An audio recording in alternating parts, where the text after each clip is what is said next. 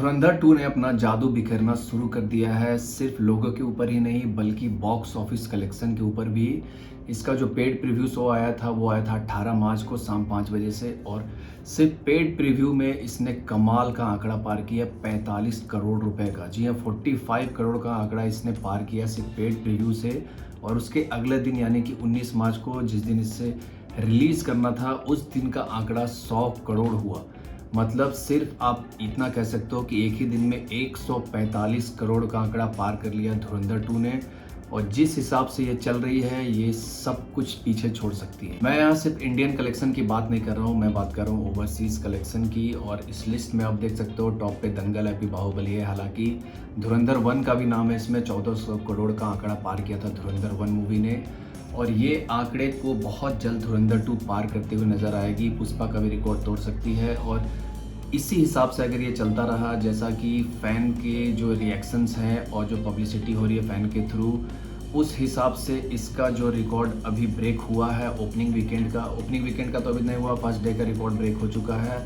इस हिसाब से अगर चलता रहा तो वो दिन भी दूर नहीं कि ये रिकॉर्ड बाहुबली 2 को तोड़ते हुए नजर आए, धुरंधर 2 का रिकॉर्ड। और उसके बाद ऐसा भी हो सकता है कि दंगल का भी रिकॉर्ड ये मूवी तोड़ सकती है। देखिए, इसके पीछे एक रीज़न है। दंगल की हम बात नहीं करेंगे, दंगल ने चाइना में कमाल कर दिया था।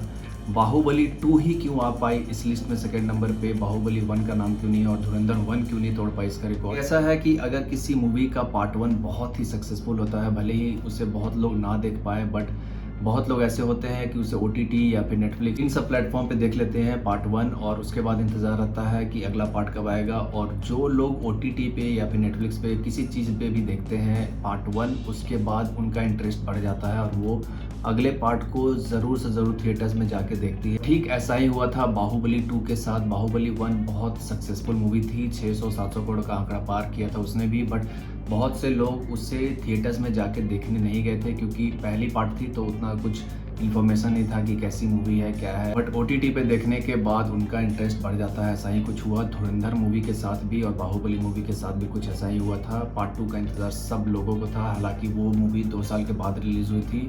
धुरंधर ने एक मास्टर स्ट्रोक्स खेला है कि बहुत ही जल्द 3 महीने के बाद ही रिलीज़ कर दिया इसका सेकेंड पार्ट। हालांकि दोनों पार्ट एक साथ ही बन चुकी थी। तो इस कारण से जो याद है, जो धुरंधर 1 की जो यादें थी वो बरकरार थी ऑडियंस के बीच में, और इसी का फ़ायदा हुआ जल्दी रिलीज़ करने पे धुरंधर 2 को। देखिए, जिस हिसाब से ग्रैंड ओपनिंग मिली है धुरंधर 2 को, उस हिसाब से ये दिन भी दूर नहीं कि बाहुबली और दंगल का भी रिकॉर्ड ये तोड़ती हुई हमें दिख सकती है मूवी।